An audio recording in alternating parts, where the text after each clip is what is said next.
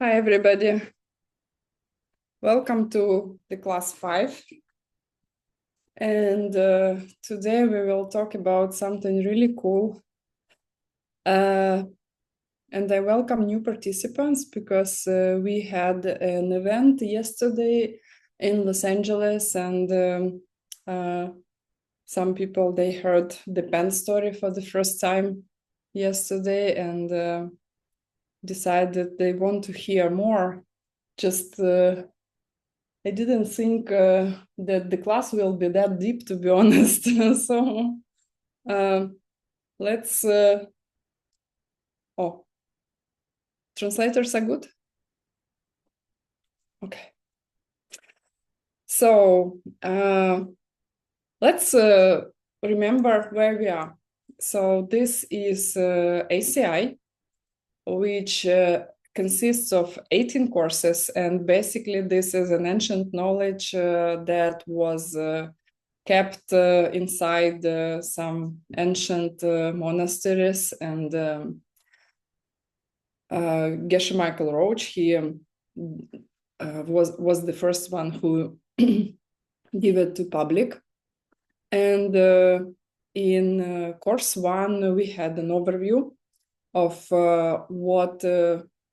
basically of what you can do with your life if you understand how the reality works. Then ACI 2, we did with you another overview of what is there anything we can trust if the reality is not the way it looks like, right? If it works in a different way that it seems to work, then what are the things that we can rely on? And what can give us a protection? Yeah, let's say an ultimate protection. And course 3 was about meditation, how to meditate, what are the 8 points of the posture of meditation, what are the conditions of meditation, what is the object of meditation, what is the process, stages, right? And then at the end of the level, you heard something like, all these conditions are great, but it will not work for you unless you create mental seeds to have great meditation, which is not hurting other people and trying to behave in a way that your morality is, how to say, you don't have anything that is bothering you, right? Because your mind is observing you as being not ethical, right? So, and ethics actually plant seeds for ability to be really focused. And here we are in the ACI 4, and it has a very sexy name, Proof of Past and Future Lives. And it was actually a trick because the reason for the course, the purpose of the course is not to prove past and future lives. We will prove past and future lives like within a matter of week, right? Because we will have other classes next Friday, Saturday, and Sunday. And there will be a proof. And for me, it was at some point a very difficult moment, like, really, this is the proof? Like, you know, when you hear something that you never met before, it takes time to integrate it into your life. And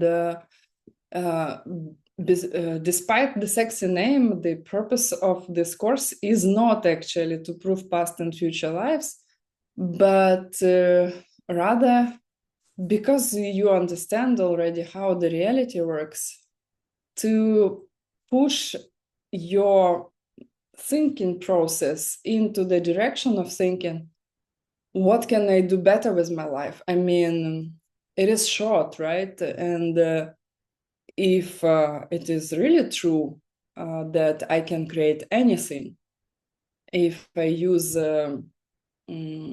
this concept of emptiness, right? And if I will plant seeds, then how about things that seem to be impossible, right?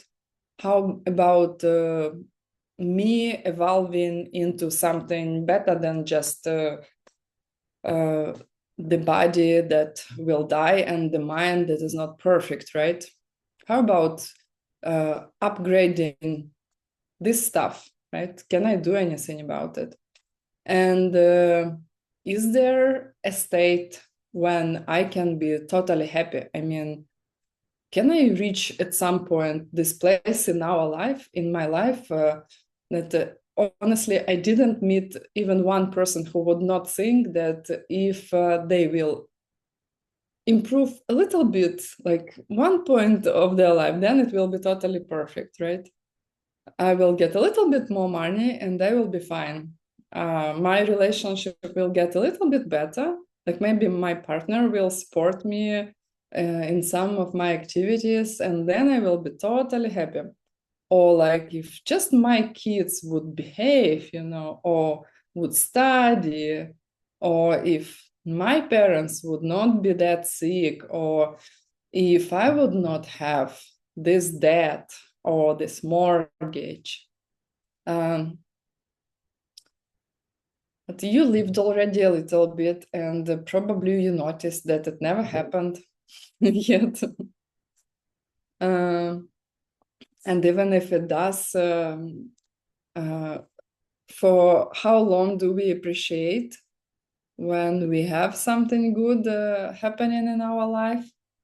I don't know.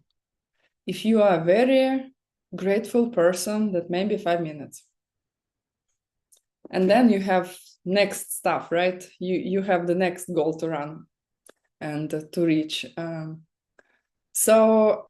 this is so can I become somebody better than I am? Can I reach a point in my life where I will be totally happy? And is there a way really to reach to that point? And last class we were talking about these things. I will try to find where I had, because I'm in Los Angeles and I don't have everything printed as I have in Chicago. So I need to use my phone to remind you what we have done. So we were talking about valid perception or correct perception, right? What does it mean to be totally correct? Is there such a being? How such a being can come to this point, and what does it mean? How to describe a person who is totally correct? And can anybody be, for example, to start with, an omniscient being, right? Can anybody reach to the point when they will know everything and how they will perceive this world? And can we trust books that are written by such a being, right? And we said that there are tests for these books, like, for example, you should not be able to disprove it with your direct experience or with any airtight, like strong reasoning, strong logic. And also they should not contradict themselves in the past, right?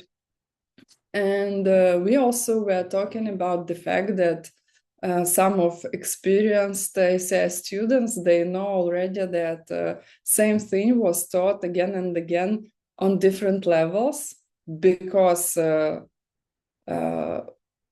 different types of students, because of the levels of students. And then it does not look like there is no contradiction, but actually there isn't. And we also described the three ground rules to decide whether something that you heard is literal or figurative. And at the end, we reached to the point that the reason why Master Dignaga said these words, right? Who turned, a being who turned, to be totally correct, was to emphasize two things. First, he wasn't like that before. And second, there is a path. So, slide number 1. Katyusha, you here? Okay. The discussion in this class begins with somebody who was called Charvakas. It's an ancient school of thought. And these Charvakas, they were actually, despite they were ancient, very similar to modern scientists, because they would say things like, the mind is a product of the brain, and it depends on the brain, it relies on the brain, etc. And it stops when the brain stops. But this is not what we discuss right here. Here, Charvakas, they again come to play, and they say something like, a being who created a world, remember, nowadays we have a lot of people in different religion systems. And at that time in ancient India, there were like even more belief systems. And so there were people who would say like, this universe, this world was created by a living being who is, for example, omniscient and omnipotent. And Charvakas, they said that if this world was created, then it should be done by an omniscient being. And so the whole debate here starts with those Charvakas who come and say that it should be created by an omniscient being. So, and the counter-argument to this is actually it is not possible, right? Okay, let's read it. An omniscient being perceives all existing things, right? This is why the being is omniscient. It has to have this, by definition, it has to have this capacity.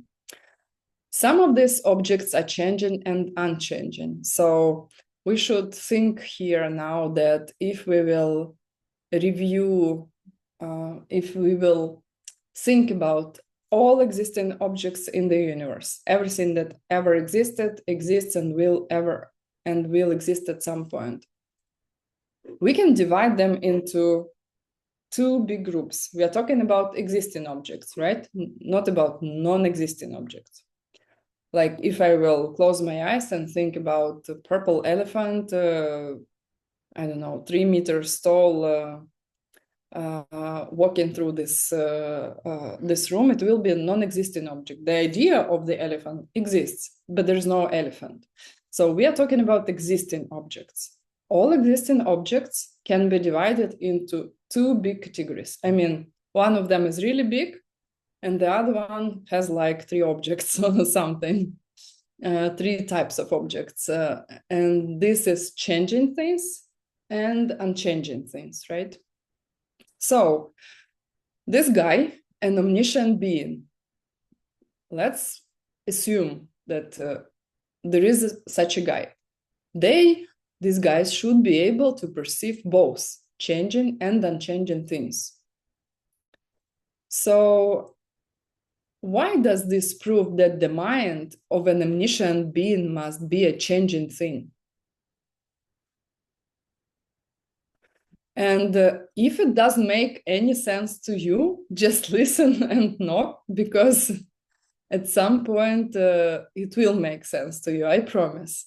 At some point it will be very important to you if you think that it is something that is not important right now, it will be at some point. Just try to listen and try to understand. And If it doesn't make sense, it's okay. You can return to this later. But let's just think about changing and unchanging objects. Like, I remember when I first heard the classification, I was like, what? Who is actually thinking this way? Like, who is let's consider everything that exists. By the way, ever existed and will ever exist. I mean, it must be an extraordinary being, right? Who thinks that big. Okay, let's see. Then this being who suggests to review all the objects says, okay, there are changing and unchanging objects. Wow. Okay, that's even bigger because I didn't know there are unchanging objects until I heard the word. I knew that there are impermanent and permanent objects. I didn't know about changing and unchanging. Never came to my mind. Okay, so if they talk about it, must be something important, and it is important.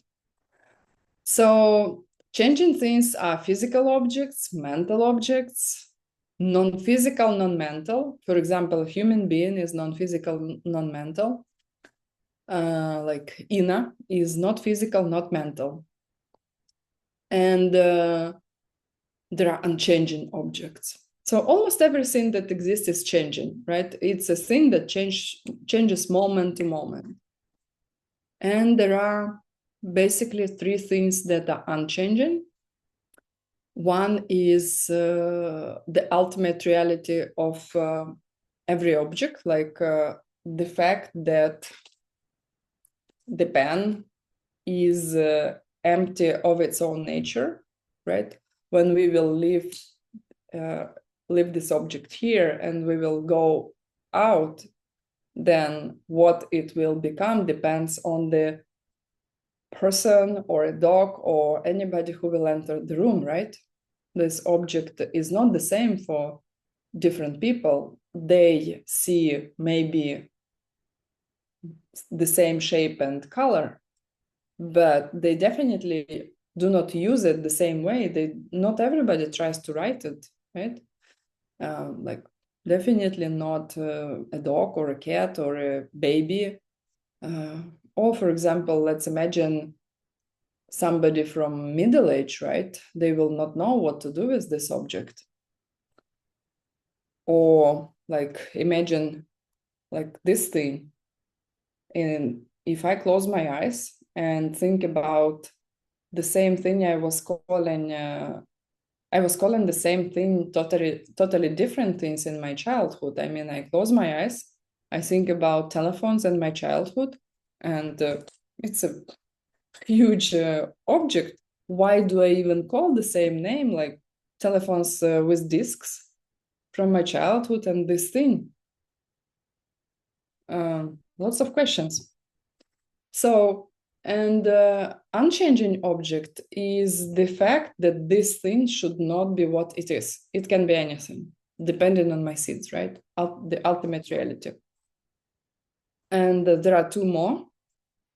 In this school of thought is some facts are considered to be it, and cessations. Like, for example, imagine a moment in your future when you will not be able to feel anymore, like your seeds for being upset stopped forever. You cannot be mad at anybody anymore. You don't have seeds. You don't have seeds for guilt, shame, being sad, being scared, like all your negative emotions stopped at some point. So when it stops, this cessation is an unchanging object. It will not change. And I remember I had a difficult time to understand this because you will say, okay, but what about emptiness of this pen? Like, why do you say that it is unchanging? because it is not growing or getting bigger or smaller, right? It is not created and it is not destroyed. So changing objects, they depend on causes. They have been created and they will get destroyed, all of them, right? It is changing from moment to moment. It is like somebody assembled this pen and then it is getting like some scratches on it, runs out of ink, then I drop it, it breaks, and then I get it to the trash, and then there is no pen. So all the time, every moment it exists, it possesses emptiness, right? It is empty of its own nature. And even the object itself will get destroyed. The emptiness is unchanging always this way through. Like it blinks in the existent when it is created, this thing, and it blinks out of existence when it is destroyed. And believe me, if you have trouble to understand it, I know what you mean, because this course was the very first one I ever heard. I'm wondering even if it was the same class. And you can check it online. There is a class when I was translating like the very, very first classes by Peter Myrtle.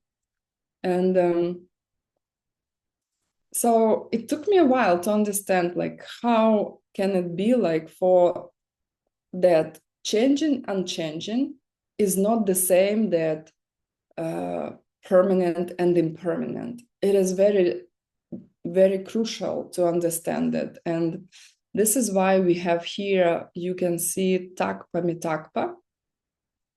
This is Tibetan equivalent for this. And Mitakpa is changing, and Takpa is a word for unchanging. Unfortunately, at many times, it was translated into English incorrectly. And you can see translations of very profound ancient books of wisdom with huge mistakes because of this, because they translate permanent instead of unchanging and impermanent instead of changing. There is one instance when you can really translate it as impermanent. When we talk about death, right? Like gross impermanence of the things. And when we talk about subtle impermanence of the things, the fact that a thing is changing moment to moment, right? And okay, one more thing, and I'm sorry, this is really profound. Especially I'm thinking now about our Los Angeles student, and just please be patient, and even maybe better, maybe you want to start with the first class to understand a little bit better what it was building on. But I will try to explain as easy as I can. So gross impermanence of things is when something is really destroyed, like when I take the cup and by chance or intentionally drop it, and then there is no cup anymore, only pieces, then that was a gross impermanence of the cup. When my body dies, this is a gross impermanence of Ina. But does Ina change between these two things, right? Yes, she was born, she has grown up, became an adult, then became old, died, boom. And during all existence of Ina or a cup or anything else, she was changing, or it was changing, growing, and then degrading. But the emptiness of Ina, the fact that I am created by my past words, thoughts, and actions. And the fact that I can be anything if I change my thoughts, words, and actions. This fact that I am not anything but my previous actions, right, is not changing. At any point of time in my life, I'm still being created of my previous seeds, right? Mitakpa is changing.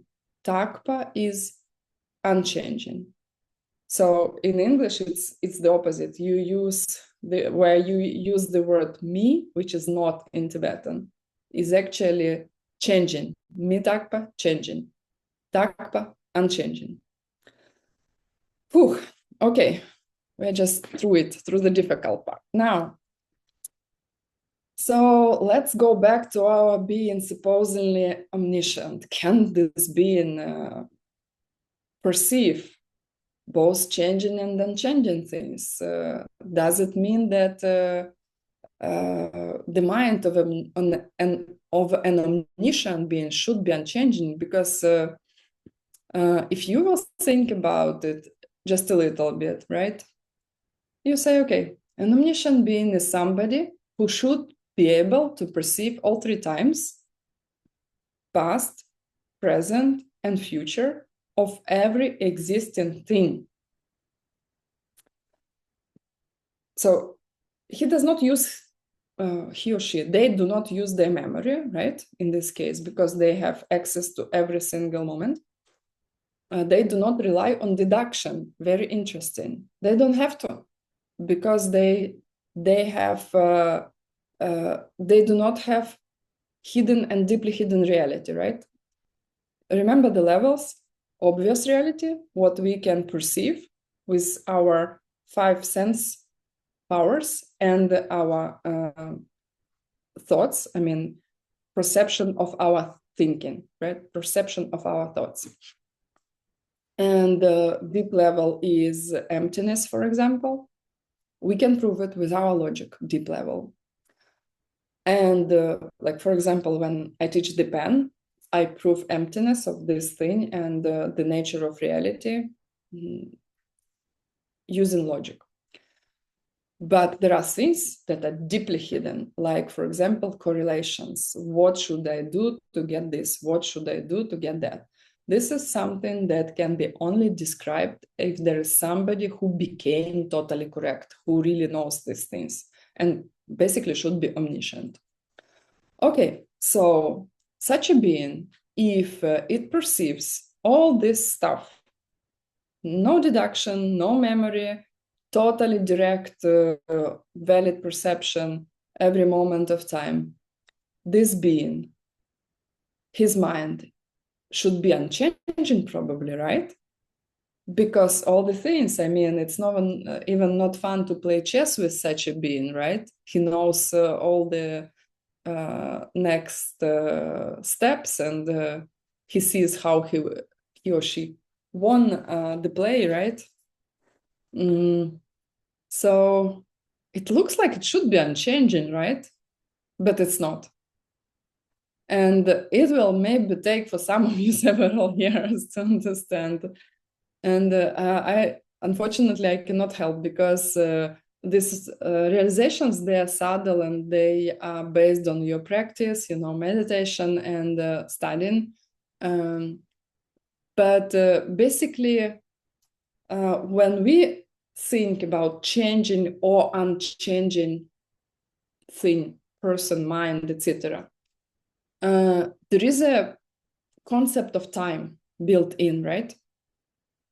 And then when we think that somebody is perceiving all the time, like all three times, past, present, and future of every single thing in the universe, then you forget that the time is built in. So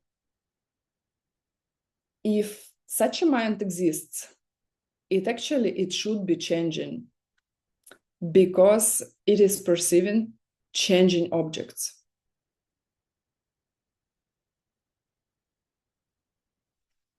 it's a mirror that is reflecting what it sees, right? Does it see changing objects? Yeah, of course, my mind. They see myself, they see my mind, they see this pen that is still not broken, and they see the moment I will break it. So it's a difficult thing to imagine, but an object is changing or unchanging if we talk about linear time, right? So it is changing with the time. Does the time exist for an omniscient being? It does. It perceives past, present, and future of everything in the universe, right? Just not in the same way. This being normally should normally like has direct perception of all these three things, right? Of past, every moment, not only one moment of past, every moment of past, present, and future. And in this case, the being it perceives, or like a thing that it perceives, is changing. And if your mind perceives something changing, it is like a mirror that perceives something that is moving in front of it, right? So the mirror reflects what it perceives. So this is why the mind of such a being must be changing. And if you think it's just something strange, it's not, because we have just started. So, yeah, something that I wanted also to add, that the main work we discuss here is Master Dharmakirti commentary on clear thinking or valid perception, right? And Master Dharmakirti explains it through this mirror thing. He says that the mind has 5 qualities, and 4 of them are not of an interest for us today. But the quality of reflecting things in front of it is interesting, because it's like, imagine you put a mirror here, and then you put something blue in front of the mirror. Does this blue something to the mirror? Yeah, you look in the mirror and you see blue. It becomes kind of acquires this quality of the reflected object, right? If you will put something red, oh, it's another mirror probably, right? If you put something green, oh, it's the same mirror, right? It is just reflecting different things. So the mind has this quality to reflect what it sees. And this is why if your mind sees something changing, it does change. Okay. Whew. Okay, let's go to the next question. I will look into chart time to time, because and sorry translators, I know this class is kind of not easy to translate, and I'm really grateful for all of you that you take your time and you struggle to allow people in your countries, in your languages, to get access to these teachings, which are so priceless that there's no price to pay. So this is why they are free, not because they are not important, just the opposite. Okay, so let's suppose that it is true that if the mind perceives a changing object, it must too be changing. Logical. Does this also mean that the mind is unchanging when it perceives an unchanging object? Good question, right? I mean, if it's a mirror, And they say it doesn't. So here I want to stop a little bit to explain why we are so bothered by unchanging objects. It is because if you will study these teachings, right, your mind will change. You will understand on a deeper and deeper level how this reality works. You will understand the laws, and you will understand the empty nature of anything, including yourself. Then once you understand this, you're like, wow, really? I can evolve into something cooler? Yeah, you can. Nobody says it's easy, but you can. And actually, to be honest, you constantly do it. Just you're unaware, right? I meet people, I like some of them, I dislike other people, I protect my friends, I hurt my enemies, right? We constantly do something. And we actually do change ourselves.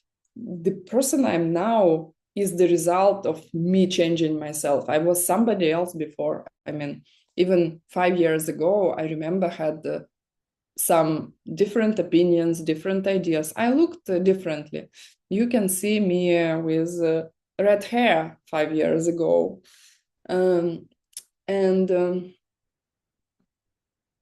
uh, and then if you study deep these concepts, if you meditate, the cool thing about the teaching is that you don't have to trust anybody. You can develop a good focusing skill to concentrate on the object deeply, and you can see yourself, I mean, realize yourself, all these ideas. And of course, you need to be able to meditate, to do retreats and apply what you learned.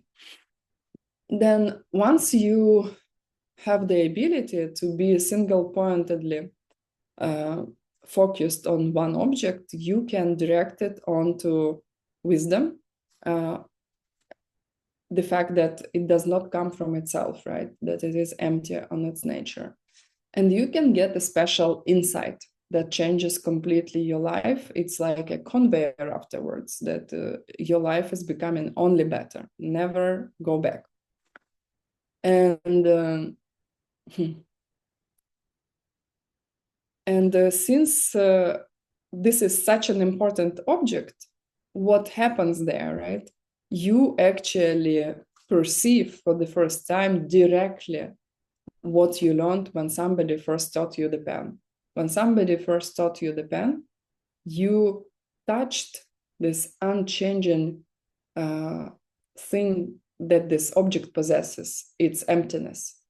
The fact that it is not a pen, the pen from its own side. That it can be anything, basically, if it depends on the seed that ripens. The object does not define itself, I define it. And the absence of this nature in this object is something that you can perceive directly in a meditation. And when it happens, you perceive, actually, your mind is perceiving this unchanging thing, emptiness, right? The absence of the nature of this thing. So, does it mean that if my mind perceives an unchanging thing, or an omniscient being's mind perceives an unchanging thing, it becomes unchanging? No.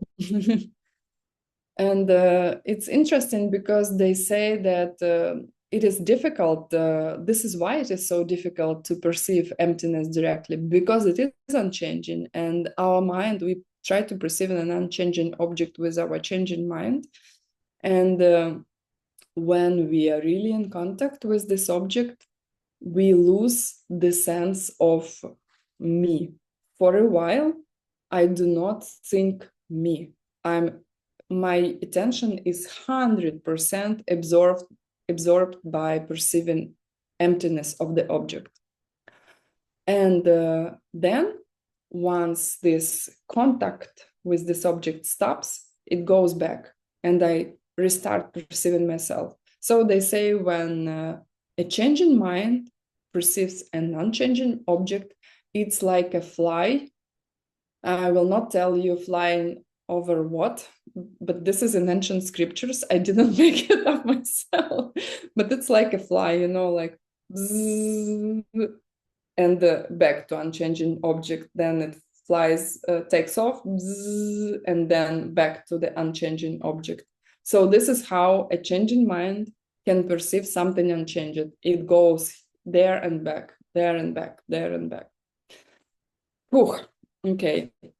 I really would like my husband to be here today because he really loves these deep things, and but he is something better to do today. He flies to Puerto Rico, and I could fly too, but decided to do the class with you. Okay, so, and another thing is, as we told already, if the mind is closed, and definitely my mind is closed because it started and it will stop, right? It started at some point between my conception and birth, right? And it will stop when I will die. This is why it is changing. Okay, so far so good, or too too much? Okay, let's go. Katya is happy. Polina is smiling, but she's always smiling. Okay, Alessa looks happy. I don't know, probably because too much. Okay, let's go. Next question.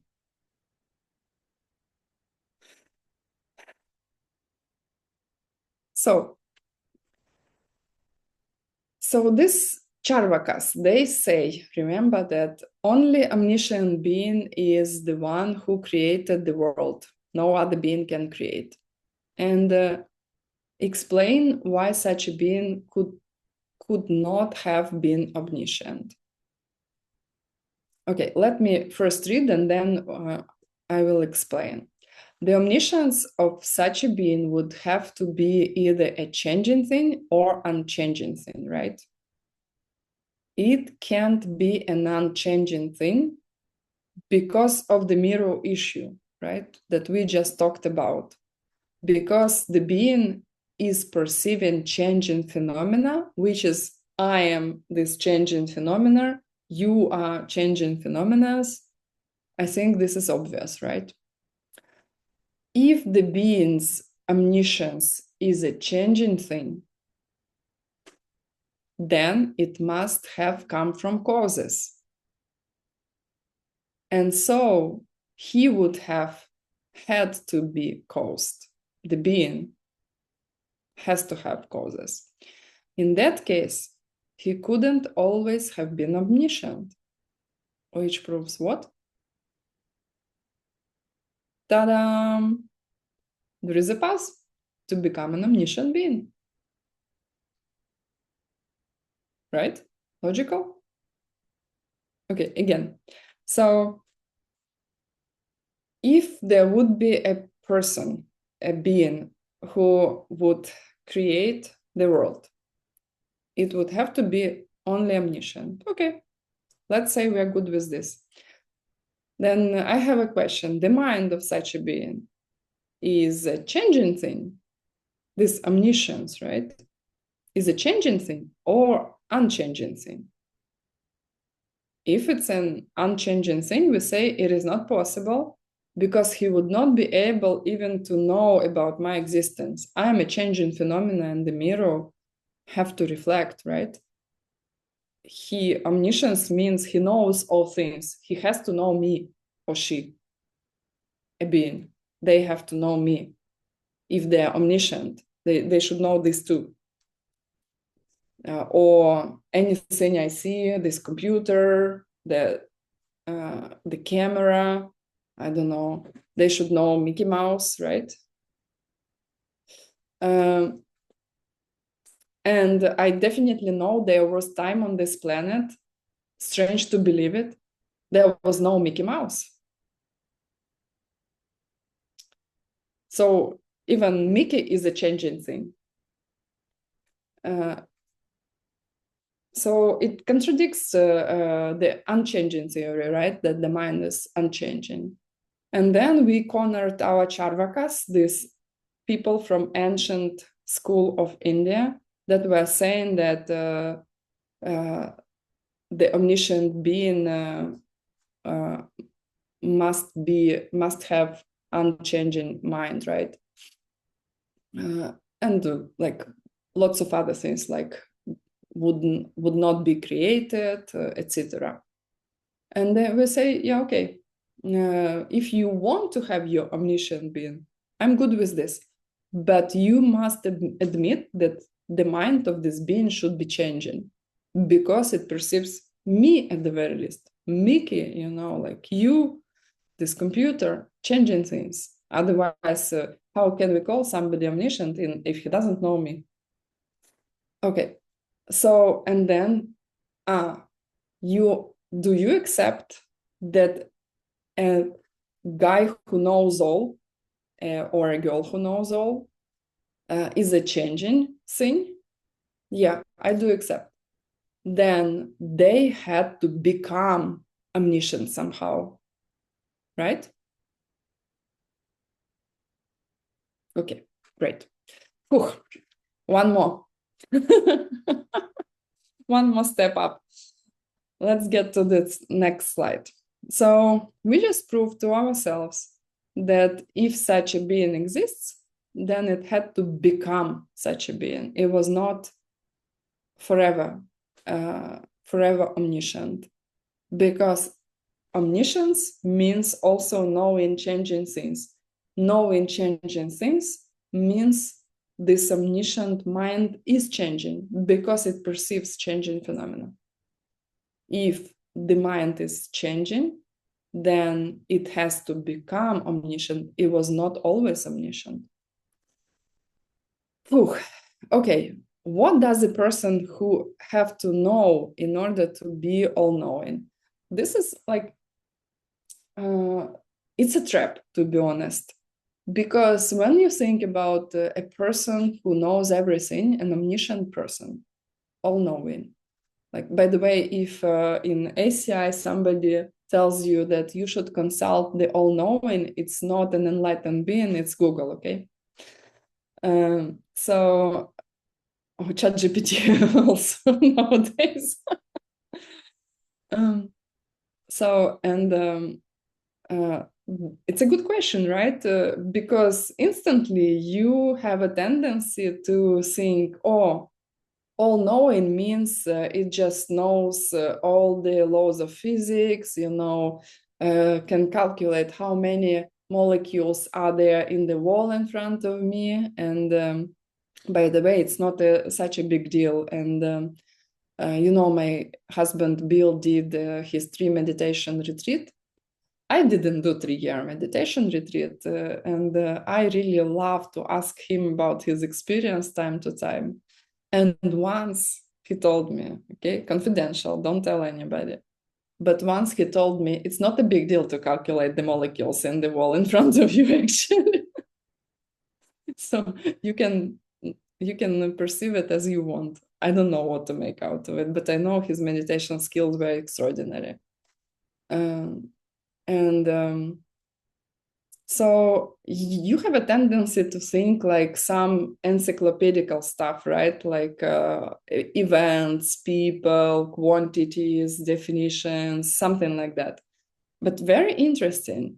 And actually, it disproves that in some ancient systems, mostly, by the way, in India, because there were so many different religions in ancient India, they would say that the creator of the world did never suffer, right?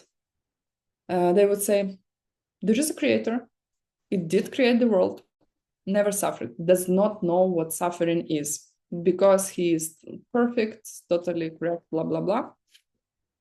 And the thing is very unexpected. And to be honest, forgot about it and decided to listen to original class again, and I found this jewel in it. So a God who did not suffer cannot be omniscient,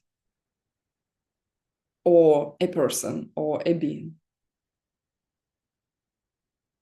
Wow, that's a big statement, right? A person who did not suffer cannot be omniscient. Why? He does not, or she does not know how to stop suffering. They haven't had any. They didn't go walk the path. They didn't have debts. They didn't have sicknesses, didn't lose close people, didn't experience the war, didn't experience inflation, gas $6.50 per gallon in California. Now I know, like $3.50 in Evanston is actually cheap. So cannot become omniscient because they have also to know how to get out of suffering. They're all knowing, right? Omniscient. Okay, so what does it mean actually to know all things? This is what it means. To, first of all, of course, they know perfectly how many molecules are here and there, and all the moments of time of my thinking process through my lifetime, which is a sequence of my mental seeds, right? And also they have to know what to stop and what to uptake. So what to give up and what to take up, in other words. What does it mean, what to give up and what to take up? It means that they know what an omniscient being should know what I have to stop in my mind, which attitudes that are harmful to myself, and which attitudes I should develop in order to become like them. This is the only thing that really makes them omniscient. You see, it's not knowing all the molecules in the ocean. It's a small thing to know how many molecules are there in the ocean. Quite useless, because it is also constantly changing, right?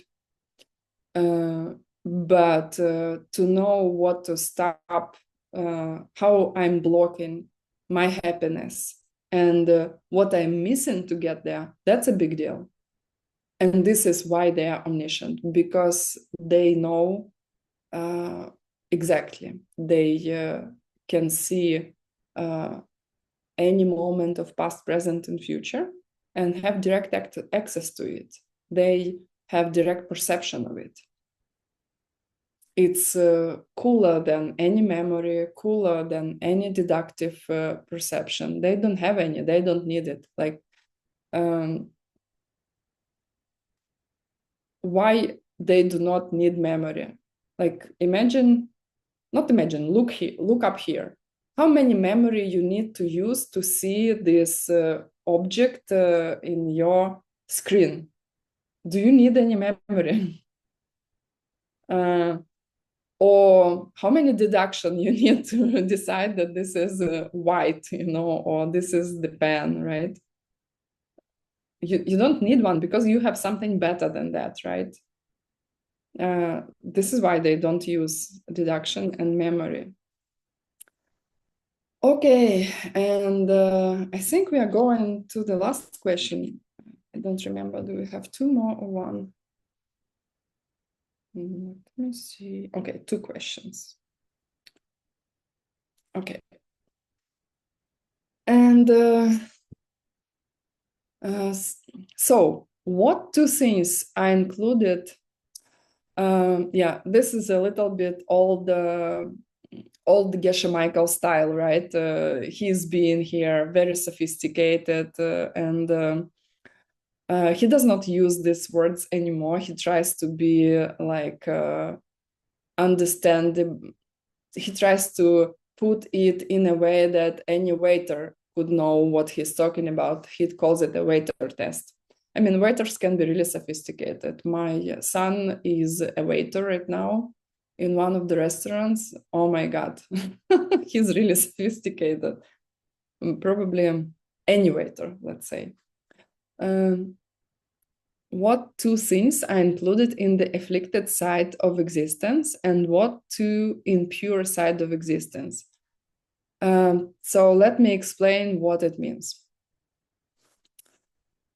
Afflicted side stands for negative, and pure side stands for something that can never hurt you, that will bring only good things. Afflicted sides brings only new bad actions, new bad results, right? And this is a downward cycle. So basically what he is asking here, and again, the questions were built like 30 years ago, you know, when Geshe Michael decided to bring these ancient teachings that were taught only to monks in Himalayas, in ancient monasteries, and he brought it to the West and taught it for the first time in New York.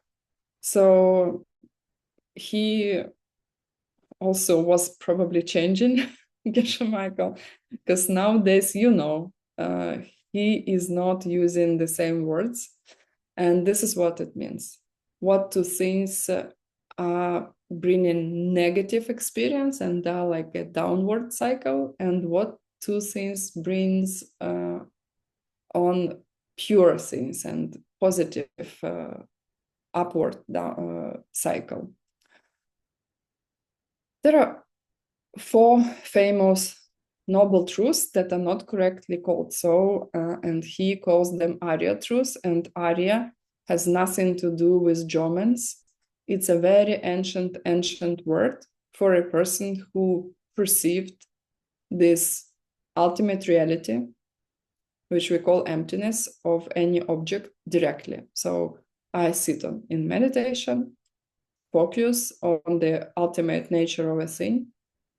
And at some point, if my meditation is good enough, I have this wow moment, this insight in my meditation when I really touch this ultimate reality with my mind.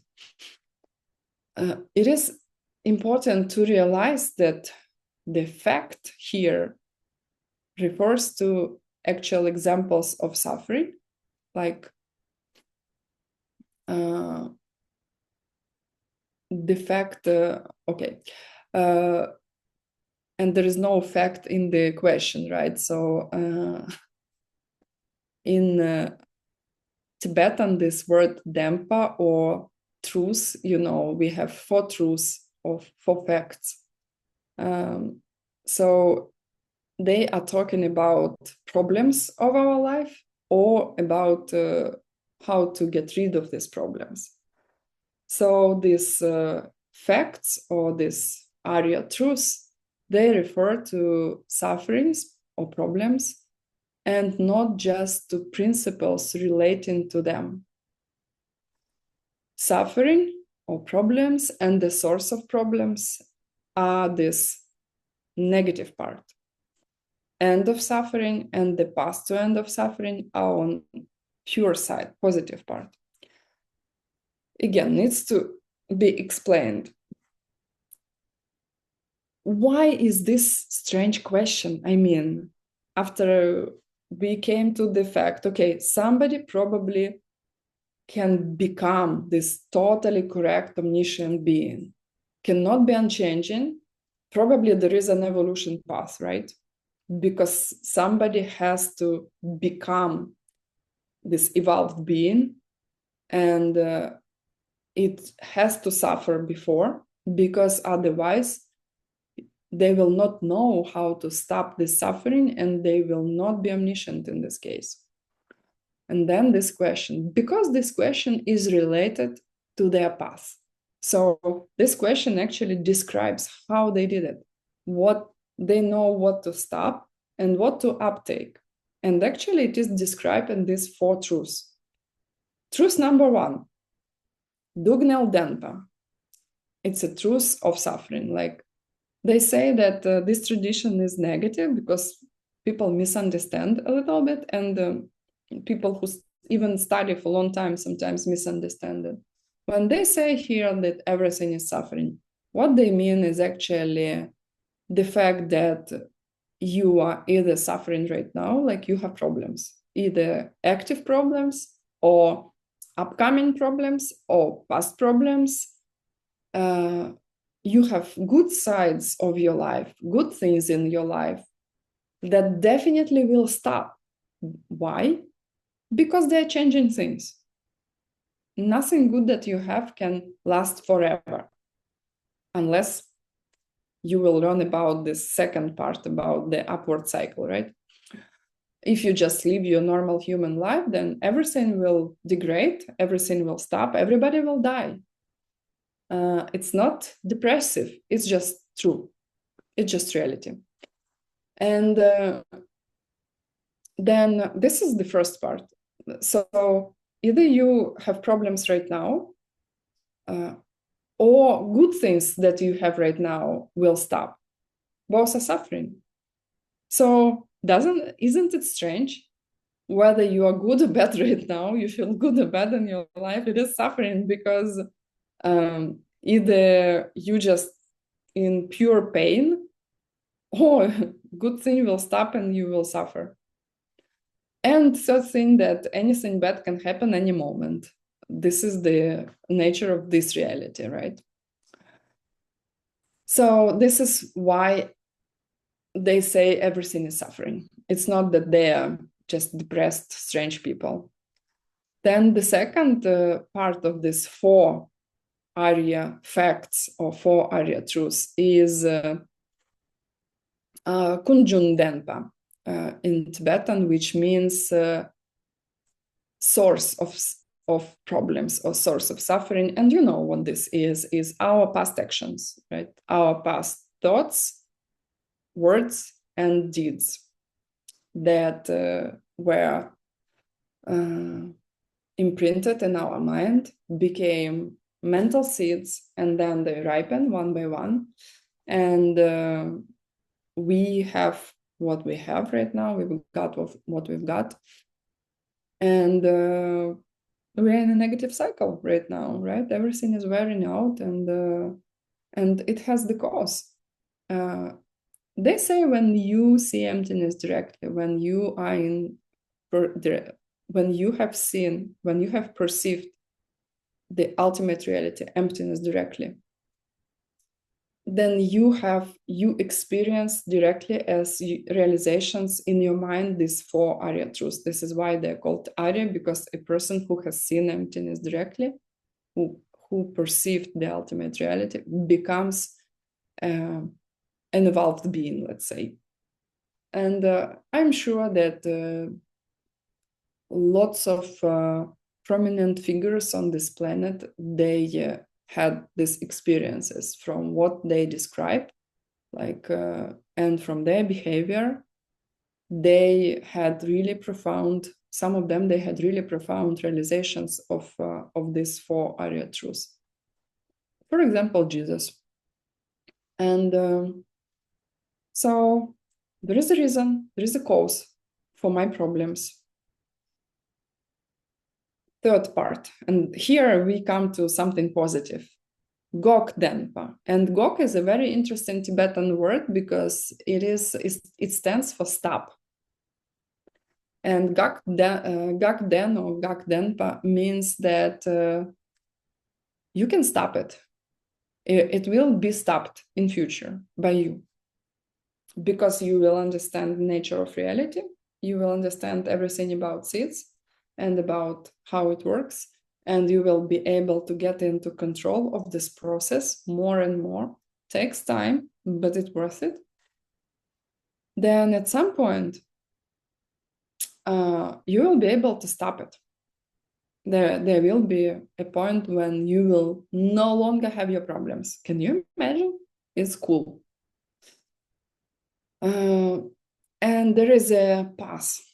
The fourth, Lam Den, Lam, most of you know the famous Lam Rim, steps on the path. So Lam is the path, and Den is a shortened Denpa, truth or fact. So Lam Den means there is a path, there is a way, or you can call it an IKEA instruction. There is a manual. Do this, you will get this. Do this, you will get that. And I mean, you can see 18 ACI courses, my life before and after, totally different people, right? So even you didn't get to the end of the path yet.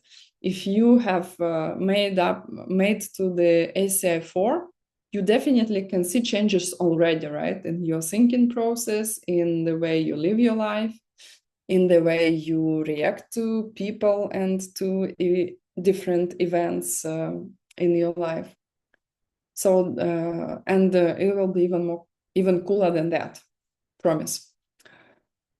Okay, so that's it. And we have one more question left. Then remember, we were talking about a being who is omniscient. What does it mean? Has to be changing, because otherwise he or she does not know how to get people out of suffering. And that means already impossible to be an omniscient being. Then we said that not only that, when we say omniscience, we actually mean that this is the most important. Like he or she has to know how to get people out of suffering. And for Arya truths, they describe basically the process. This is your suffering, the cause of your suffering. There will be a step, and there is a guideline how to do it. So, and now the question is, we have all these ancient books, right? Written by,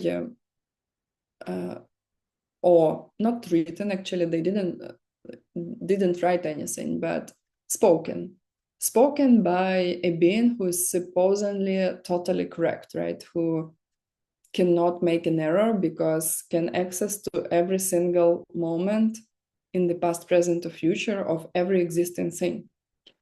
So can we get any kind of evidence? I mean, we remember about 3 levels of reality, right? That we cannot really prove something that is on the deeply hidden level. We can prove the hidden level, like emptiness. But deeply hidden level, we cannot prove it. And to be honest, all the correlations are there, like many things, many important cool things and instructions, right? On this path, how to walk this path. You will not be able to check it, most of them, right? How can we establish? Is there any part of our human mind that can establish reality of the fact that somebody can be unerring? And I will read you right now. And I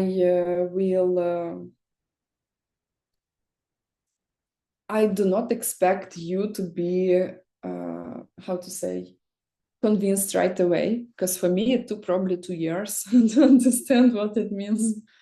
Like I was constantly debating myself in my mind, like, no, this is not enough, like, no. And then the more you study it, I'm translating for Mixed Nuts a lot, the translation project by Geshe Michael, and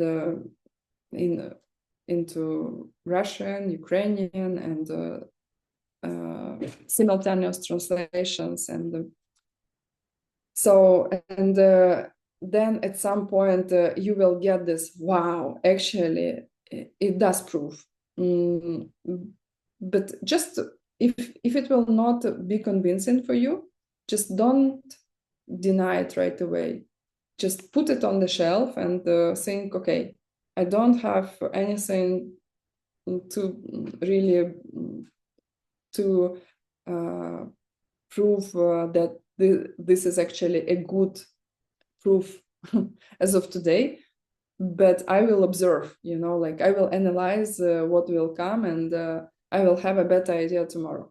So long story short, for why Buddha, or you can say an omniscient being probably, right? Because it does not necessarily mean that people will call these beings Buddhas, right? They can call them angels, they can call anything, but the nature is it's an omniscient being who is totally correct, has access to every single point of the past, future, and present of every single thing in the universe. So what is the evidence that they can be unerring? Now I will read it. Of all the people we have ever met or heard of, it is only the Buddha who has described our daily suffering perfectly. I mean, he described these 4 Arya truths that we have just went through, right? In a way we can confirm ourselves. This by itself allows us to believe that he is very possibly unerring, which cannot be said of those who do not describe our suffering in this way. So it means that let's go back a little bit, and probably we will need like 5 more minutes to finish. I know translators, it was like a challenging class today for you. And I really appreciate your work on this. And I tried to slow down when I could remember it. So what does it mean? If you remember the levels of reality, obvious reality, things that I can perceive by my sense organs, right? Outer objects like, I don't know, my bracelet, my bracelet, my pen, like, or like the sound of the bracelet dropped on the table, or like I can feel something in my body, right? Internal objects, smell, taste, touch, awareness of my thoughts, direct perception. I don't need to prove anything. I have direct perception of this one. Hidden reality is something that I cannot see with my own eyes, but I can see what we joke about it, but we say that this is the real third eye, our logic. And by the way, welcome to Thursday classes of Debates Club, which we start this next Thursday. And I will teach you basics of debates, how you can prove to yourself or to other people if something is this such or such, like how you can get to the truth within a matter of couple of maybe half an hour, maybe a couple hours.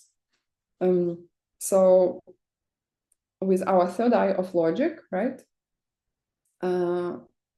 we can perceive hidden reality, like emptiness of things, or like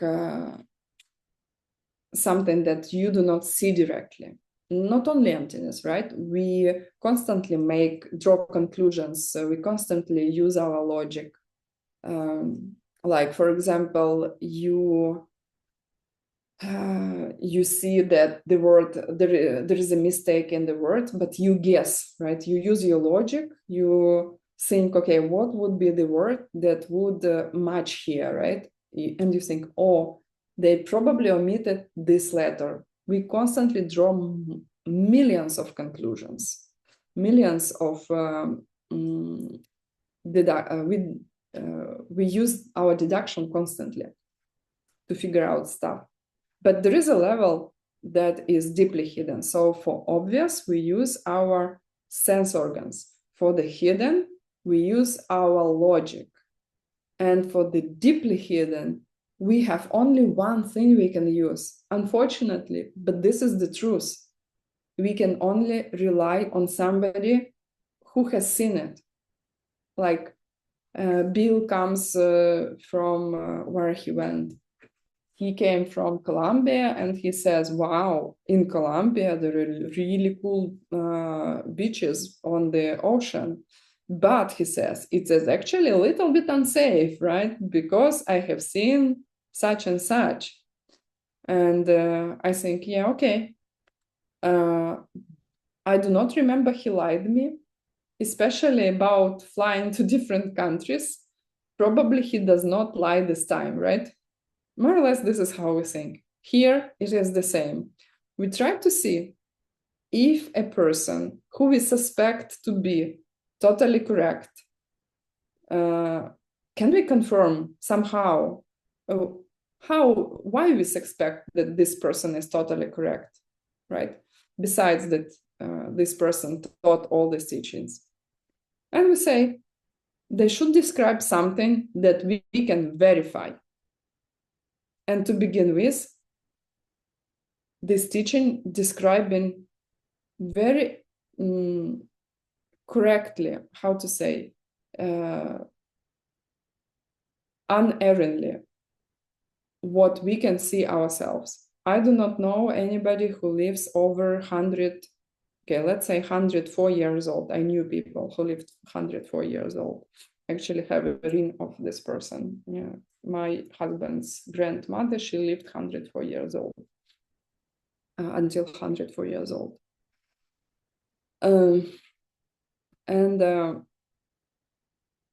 Then is the death suffering?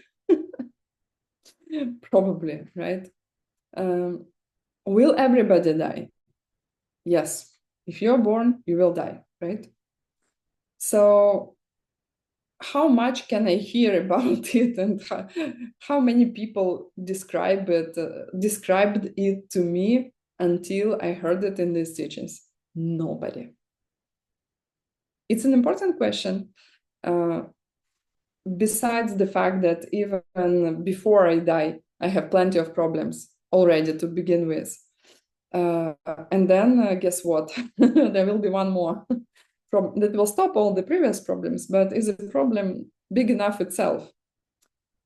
So, and there is a being who described that everything is suffering because either it is immediate suffering, like my back pain, stomach ache that I had this morning, right?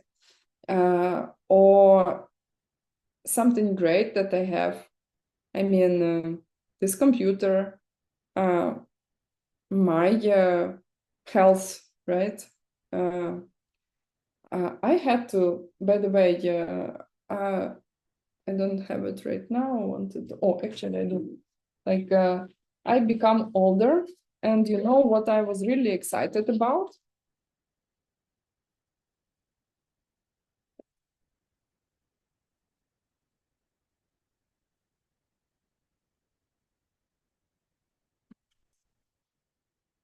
I think it looks cool. I mean, and definitely it helps reading because I cannot read my phone anymore. And there is nothing wrong. I mean, from human point of view, I was taught in my medical university once you are 40, you have to get +1. I mean, you cannot see as good anymore. Then every 10 years it will be +1. So, I mean, it's normal for humans, right? But isn't it strange? Like, I didn't need this like 10 years ago, and then now I do need glasses. And not because something wrong is happening to me. I mean, not unusual. Every single one of you will need glasses after 40. Can you imagine? Like some of you already need. And younger people, you will see. After 40, you will need to have your glasses. So And there was a being who described it. And based on the fact that he didn't lie, for example, here, he also left lots of proofs of emptiness, right? We have also proofs of emptiness. And other teachings that we can relate to. But this is, it is the crucial point in these teachings, because the suffering of this life, the fact that we have problems, is something that everybody can accept, right?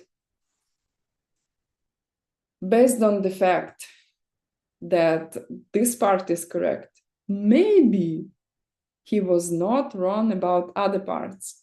And I was thinking, when I first heard it, I was like, the guy just didn't lie me once, you know, and you want me to accept everything else. Maybe he lied everywhere else, and this is just the only one instance. But this is why you have 18 ACI courses, because you will hear it again and again. And with your progress, you will have more proofs. I mean, this is the first one. It's not the last one. This is what I want to say. If it seems to you that it is kind of shaky because, you know, he didn't lie once, it does not mean anything. But you will see with your progress, you will see more confirmations, because the reason why I love this teaching so much is that you walk the path and you see more and more confirmations that it does work this way, that nothing else actually works. And independently on your goals, you want some immediate relief, I don't know, for your money or for your partnership, or you are a spiritual person who has high renunciation, right? Who is sure that you have to do something better with your life. I mean, reach big goals, not just small goals, money, partnership, etc. Then independently on that, you can use these teachings, and you start to walk this path, and it will open up. Why? Because you will be planting more seeds. These seeds will ripen, you will hear more information, you will get more confirmation, you walk further. You will not walk the path. You will actually create your path in a way. By walking the path, you're creating the path. Whew, I kind of have an impression that I was physically working today, no? Okay. So I forgot to do something that we usually do in the beginning, but we will do it at the end, okay? I forgot to tell you to set up your motivation. So, but still, let's be greedy in a smart way and not leave out any good seed that we could plant. So please close your eyes, sit up straight, and think about problems in your life that you want to stop. Maybe it's lack of money, maybe it's a disease, maybe it's a partnership problem, any problem. I mean, we're humans, we all have them. Think about the biggest one, like to really relate to it. And dedicate this class, every single second of this class, to plant seeds, to stop this problem, to help you to walk this path and help yourself and other people become this evolved being, to change your mind in a way that you will see yourself a better being. I mean, maybe a being who does not have to suffer anymore, who does not have to get old, be sick, and die. And a being who will want to help other beings to do the same thing, which is called an omniscient being.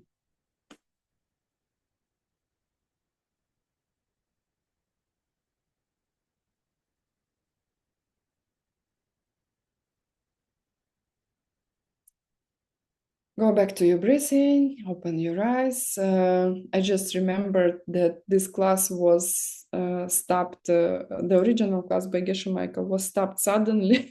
The person, he said, like, think about it. I mean, you will walk this path. What you will definitely see, and I can confirm it with my direct experience, your life will become better. I mean, from any single point of view, my life did become better, and I'm 10 years in this on this path, right? Practicing this worldview, and you become a happier person. And a lady asked Geshe Michael, there was a man who asked him, like, what if I will become a happy, like person with mad happiness, like psychiatry related happy person. Yeah. So yeah, it will not be this way. Just happy. Just happy because you have less, because you will go through the difficult part and then it will be easier. This is the path that is difficult to start because we did something unconsciously for so long. And then we have to get through this first, maybe couple years. And then it gets easier, happier. I help other people. First, I fake it. I think, yeah, okay, now I understand. I have to help others. Thanks a lot. But if this is how it works, I can give it a try. And then you get used to it. You continue doing it and you like fake it until you make it. And then you think, wow, it's actually pleasant. It's actually cool. And then not only you plant seeds for the future, but it is actually quite pleasurable in the moment. So this is why they say that this path is easier when the further you walk this path, the easier it becomes. So thank you very much, everybody who came. Thank you for listening, and see you on Friday. Thank you, all the translators, all the volunteers, technical staff, and where is she? Thank you to Elena Smirnova, who is organizing this course. Guys, you are doing an amazing job. Thank you very much. Neither Bill nor I could not do it on our own. And also without people who are interested to hear these teachings would be useless also. We could probably discuss it between us, which we usually do. This is the biggest argument we always have, like when we discuss something about it. Okay, thank you and see you on Friday.